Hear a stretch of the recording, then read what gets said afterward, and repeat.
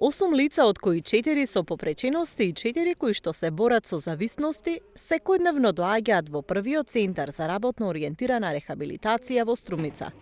Овде подготвуваат овошје и зеленчук за сушење или пакуваат сушени и свежи производи. Сократ Манчев, кој раководи со центарот, вели дека работната атмосфера е како и во секоја друга компанија, што е дополнителна мотивација за лицата. Ништо поразлично од еден наш нормален ден, значи како што сите ние нормално работиме и живееме, истото се случува и тука. И тие лица кои што имат одредена попреченост или некој друг проблем, одлично функционираат, одлично се снаоѓаат во работниот процес. И не гледам буквално никаква разлика. Напротив, мислам дека тука еднаквоста станува стандард. Со нив работат и стручни лица кои што ги водат низ процесот. Министерката за труд и социјална политика вели дека ова е исклучително важно за целосна инклузија во општеството. Тим на експерти работи и прави проценка на лицето со попреченост, прави индивидуални планови и програми.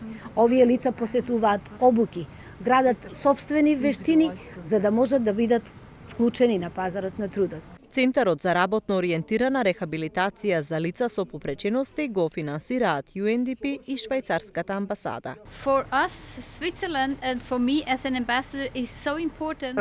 За Швајцарија и за мене како амбасадорка, овој вид на социјално предприемништво е навистина најдобрата работа која може да понуди да обезбеди инклузивност. Ова е навистина една бизнис идеја велам, затоа што ова не е само нешто што го прави владата, тука се исто така вклучени и бизнис секторот и заради тоа на овој начин бизнисот, пазарот на трудот и општеството се доближуваат и до лицата со посебни потреби.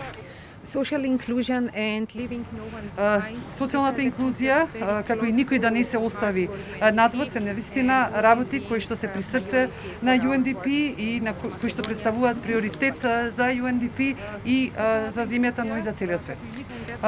Навистина сакам да се заблагодарам и на швајцарскиот партнер за поддршката која што даде и која што возможи навистина реализација на ова амбициозна иницијатива, затоа што на почетокот кога размислувавме за нешто вакво за отварање на еден центар за обука кој што ќе обезбеди вклучување на лицата со попреченост во пазарот на трудот, сметавме дека една организација нема да биде во можност да спроведе таа амбициозна идеја и дека таа единствено ќе беше возможна преку соработка и преку партнерство.